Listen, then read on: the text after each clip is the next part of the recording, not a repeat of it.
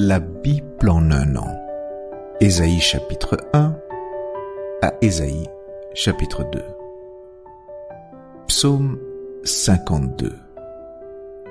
Proverbe 22, 26 à 27. Lecture du 8 septembre.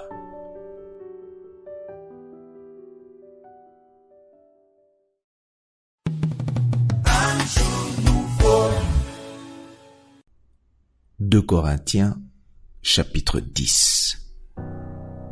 Moi, Paul, je vous prie par la douceur et la bonté de Christ, moi, humble d'apparence, quand je suis au milieu de vous, et plein de hardiesse à votre égard quand je suis éloigné, je vous prie, lorsque je serai présent, de ne pas me forcer à recourir avec assurance à cette hardiesse dont je me propose d'user contre quelques-uns qui nous regardent comme marchant selon la chair.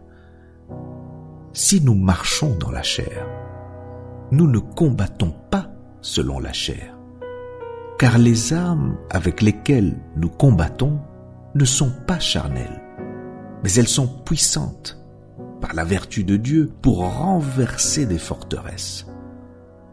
Nous renversons les raisonnements et toute hauteur qui s'élève contre la connaissance de Dieu, et nous amenons toute pensée captive à l'obéissance de Christ. Nous sommes prêts aussi à punir toute désobéissance lorsque votre obéissance sera complète. Vous regardez à l'apparence. Si quelqu'un se persuade qu'il est de Christ, qu'il se dise bien en lui-même que comme il est de Christ, nous aussi, nous sommes de Christ. Et quand même je me glorifierai un peu trop de l'autorité que le Seigneur nous a donnée pour votre édification et non pour votre destruction, je ne saurais en avoir honte, afin que je ne paraisse pas vouloir vous intimider par mes lettres. Car, dit-on, ces lettres sont sévères et fortes, mais présent en personne, il est faible et sa parole est méprisable. Que celui qui parle de la sorte considère que tel nous sommes en parole dans nos lettres étant absents, tel aussi nous sommes dans nos actes étant présents. Nous n'osons pas nous égaler ou nous comparer à quelques-uns de ceux qui se recommandent eux-mêmes. Mais en se mesurant à leur propre mesure et en se comparant à eux-mêmes, ils manquent d'intelligence. Pour nous, nous ne voulons pas nous glorifier hors de toute mesure. Nous prendrons au contraire pour mesure les limites du partage que Dieu nous a assigné, de manière à nous faire venir aussi jusqu'à vous. Nous ne dépassons point nos limites, comme si nous n'étions pas venus jusqu'à vous.